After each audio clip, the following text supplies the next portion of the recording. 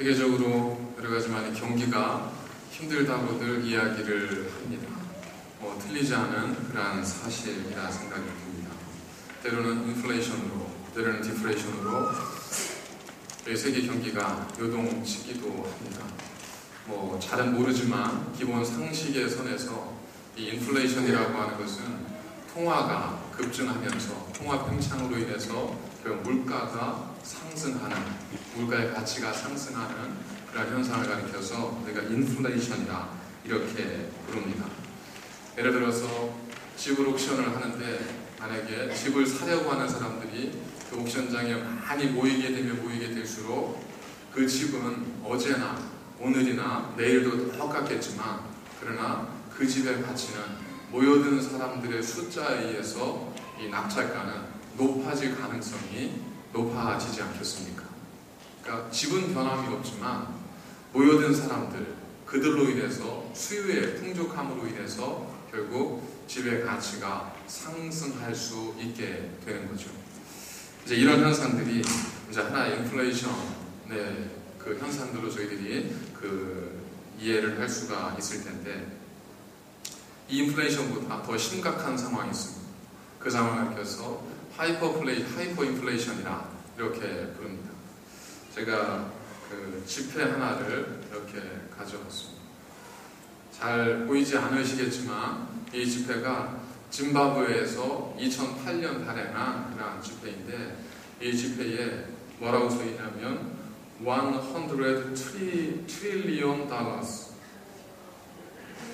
0이 몇 개가 있냐면 하나, 둘, 셋, 넷, 다섯, 15개. 0이 15개입니다. 100 트릴리언 달러면 이게 한화로 얼마가 되는 줄 아세요? 트릴리언이 10조입니다. 10조. 그러니까 100 트릴리언이라고 하면 1000조입니다. 1000조. 1000조 달러짜리 지폐. 자, 이게 호주 불로 얼마 정도 될까요? 짐바브웨 달러로 1000조 달러입니다. 1000조 달러. 이게 호주 달러로 얼마 되겠어요? 네? 5불입니다. 5불. 한화로 한 5,000원 정도.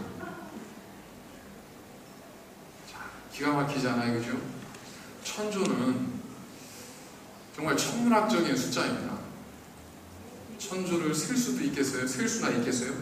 하지만 이 1000조가 호주 땅에 오면 5불, 그냥 김밥 2줄 정도 사 먹을 정도의 가치를 가지고 있습니다.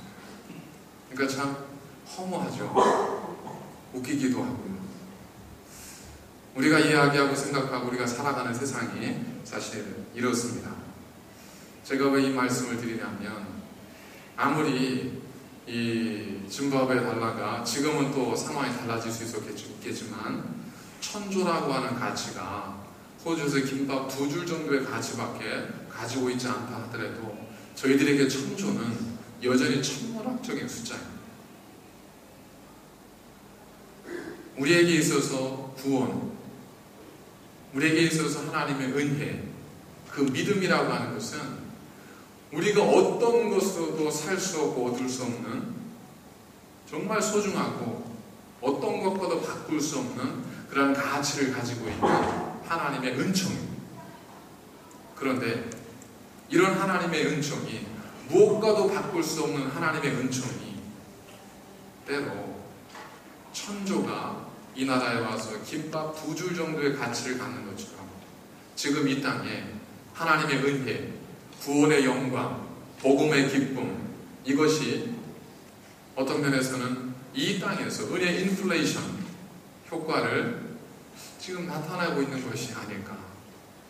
과연 우리가 하나님의 구원을 받고 그 은혜를 누린다는 것에 대한 얼마의 기쁨과 얼마의 감격이 과연 우리에게 있습니까? 이것이 정말 우리에게 어떤 가치를 주고 어떤 의미를 주고 어느 정도의 영광스러움으로 우리에게 다가오고 있습니까? 이 가치를 떨어뜨린 사람은 외국 사람이 아닙니다.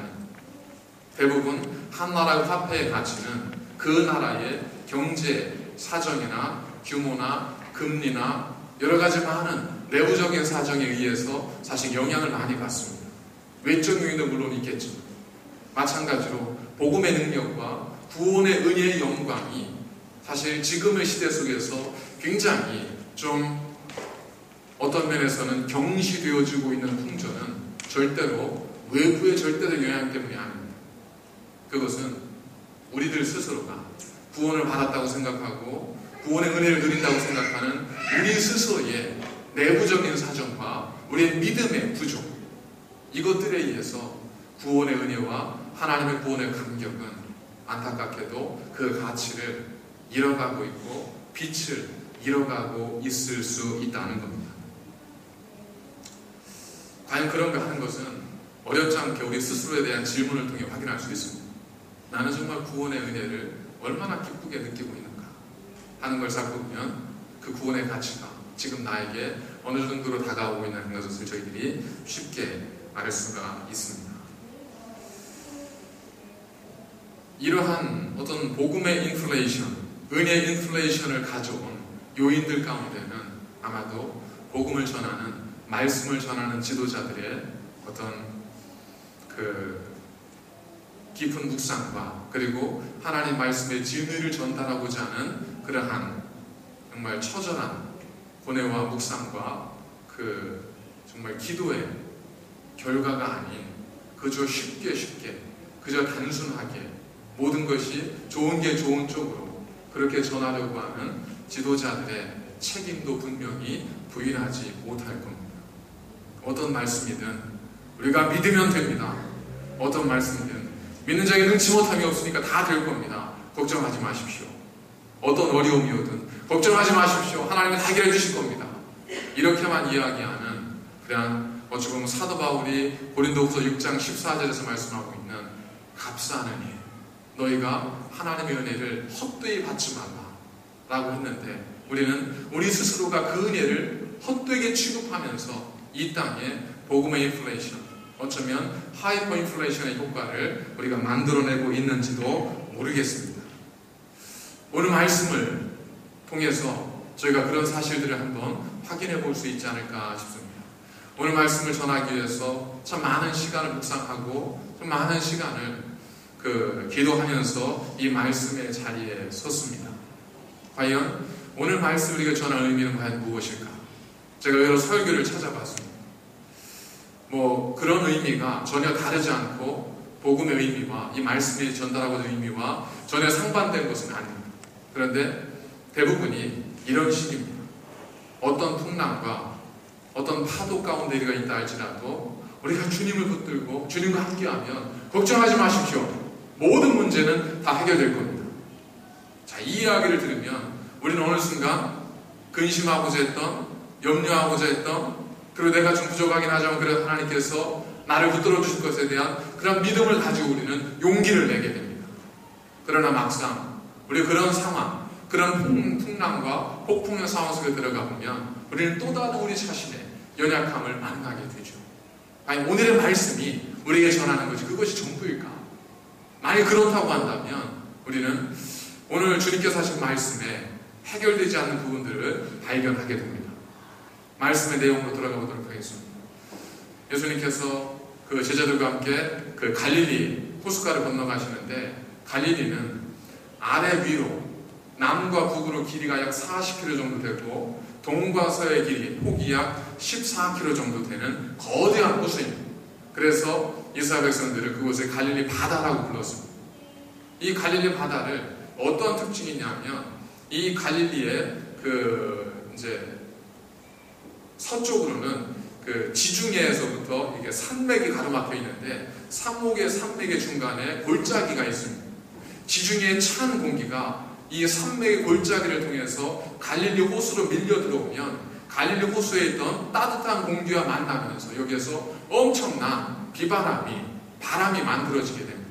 그래서 그 바람을 성경에서는 광풍이라 미친 바람이라고 할 정도로 그렇게 엄청난 바람이 일어나니까 이 갈릴리 호숫가에는 정말 말 그대로 정말 돌이킬 수 없는 풍랑이 일으켜지는 거죠. 그 바다를 예수님과 제자들이 이제 가고 있었던 것. 물론 출발할 때에는 평온했습니다. 가는 중에 풍랑을 만납니다. 제자들이 주님께 와서 외치고, 주님, 주님, 우리가 죽게 되었습니다. 여러분, 우리가 풍랑을 만나면 어떻게 해야 될까요? 우리가 세상에서 풍랑과 비바람을 만나고 어려움과 시련을 만나면 우리가 어떻게 해야 될까요? 어떻게 해야 되는 것이 믿음 있는 삶이겠습니까? 주님의 이름을 부르라고 배웠잖아요. 자, 제자들이 주님의 이름을 불렀습니다. 주여, 주여. 두 번 불렀다는 거 뭐예요? 급하다는 거, 강조하는 거. 주여, 우리가 지금 죽게 되었나이다. 우리가 죽겠습니다. 부르짖어 주님께서 부시시 일어나더니 바람과 물결을 향해서 꾸짖으면서 잠잠하라.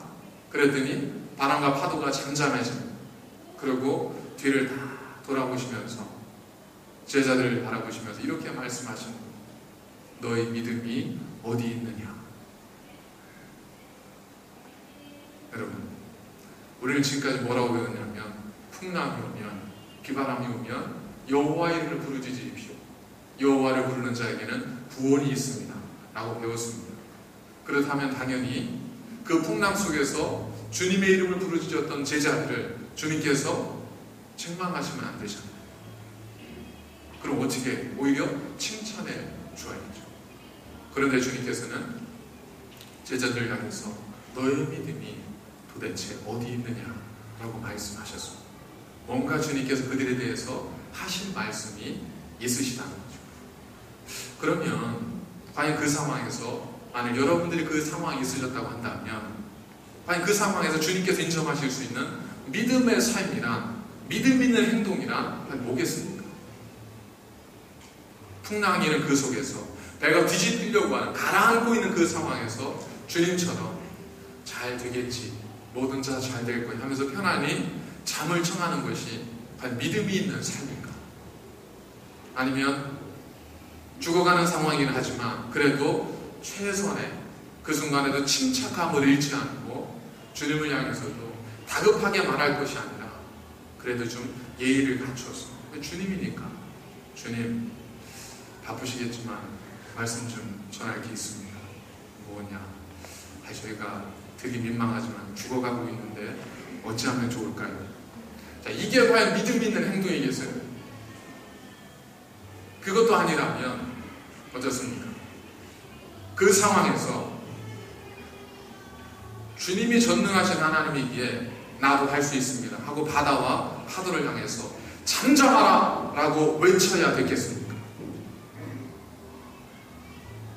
사실 우리들은 제가 말씀드린 것 중에 세 번째 행동을 우리가 믿음 있는 행동으로 우리는 그렇게 이해하고 있지 않습니까? 당연히 그들이 그 폭풍 속에서 바다를 향해서 잠잠하라고 주님보다 먼저 외쳤어야 하지 않을까 하는 생각을 저희들이 갖게 됩니다.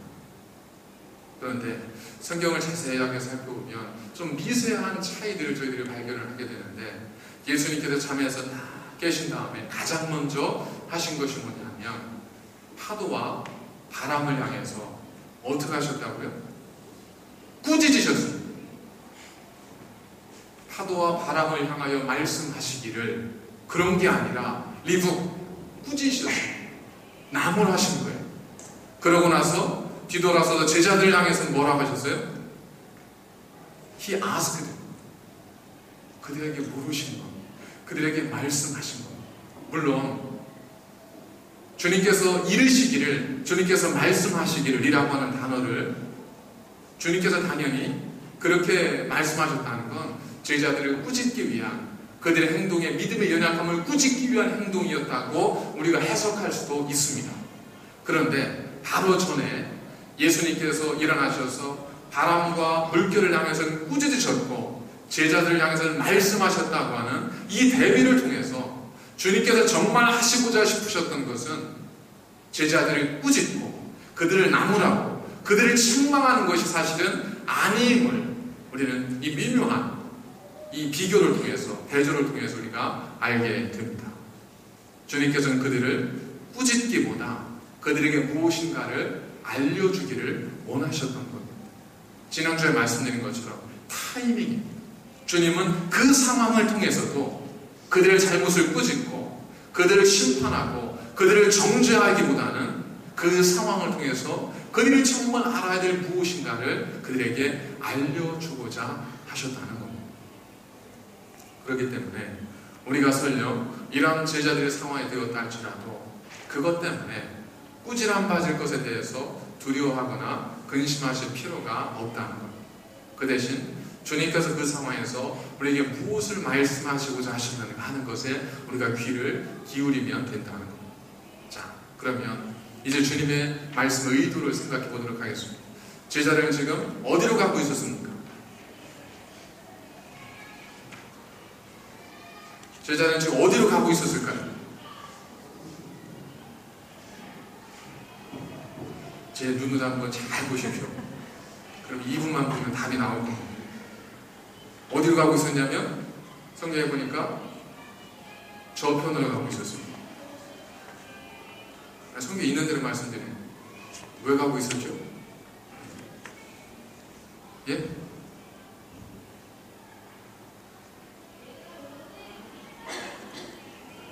왜 가고 있었어요?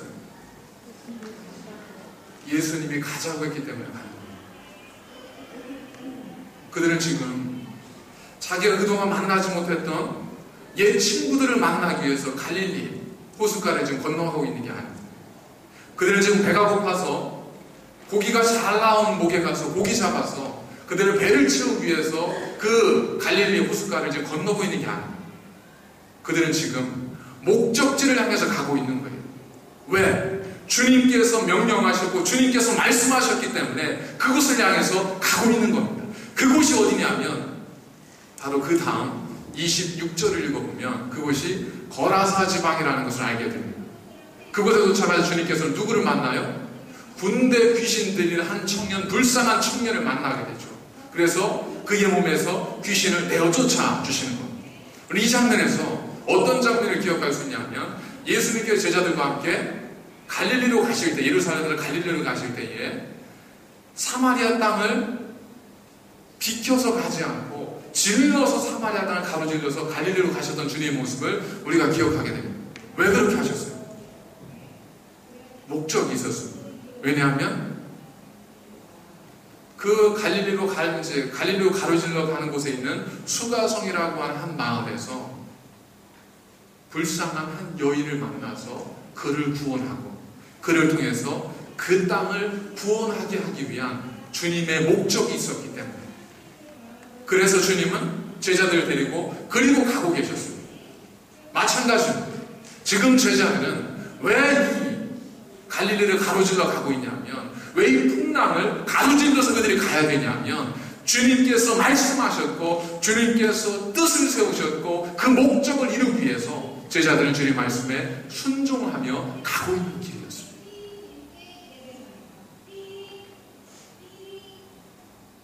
그런데도 불구하고 이 제자들은 그 배 여정 속에 그 여정 속에서 그러한 주님의 뜻과 자신들이 지금 누구와 함께 하고 있는지 왜 함께 하고 있는지 어디로 가고 있는지 무엇을 위해 가고 있는지 질문을 던지지 않습니다.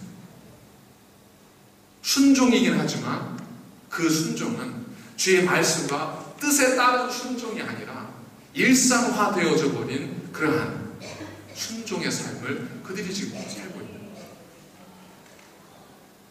주님께서 이 말씀을 하시기 전에 누가복음 6장 40절 이하에서 제자들과 사람들한테 이런 말씀을 하셨습니다. 너희가 만일 내 말을 듣고 행하지 않으면 그 집을 주초가 없는 흙 위에 지은 사람과 같다.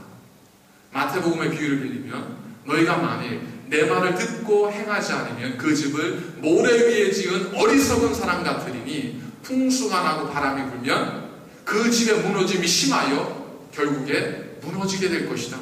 주님께서 그런 경고의 음성을 들려주셨습니다. 왜 그럴까요? 주님 보시기에 제자들은, 주님 보시기에 사람들은, 주님 보시기에 주를 따르는 사람들은 여전히 그들의 믿음이 있노라고 주님을 따랐지만 그들의 믿음은 주의 말씀에 대한 믿음, 주의 말씀 위에 세워진 믿음이 아니라 그들의 믿음은 전적으로 그들이 마음속에 가지고 있는 지성과 이성과 감성, 그들의 경험의 한계 속에서 받아들일 수 있는 그 믿음 위에, 그 신념 위에 그들이 믿음을 세워두고 있었기 때문에, 그렇기 때문에 그들의 믿음은 주님 모시기에 참된 믿음이 아닙니다. 그래서 마가복음의 번역을 보면 주님께서 그들에게 뭐라고 하시냐면 Do you still have no faith? 너희가 아직까지도 믿음을 갖고 있지 않냐? 이렇게 주님께서 제자들에게 말씀하시는 것을 저희들이 알게 됩니다. 그러면 주님께서 그들에게 전하고 하셨던 말씀의 본질, 그 의미를 보겠습니까? 주님은 단순히 너희들이 왜 그렇게 행동했니라고 책망하시는 것이 아니라 이 말씀의 연장선상에서 너희들 자신을 돌아보라 라고 하는 그 말씀을 전해주고 있는 겁니다. 여러분, 우리는 인생의 거대한 바다를 건너고 있습니다. I'm sailing, I'm sailing 이런 노래가 있잖아요. 그죠? 어릴 때 제 친구는 그걸 가르쳐서 I'm sorry, I'm sorry 그렇게 불렀다.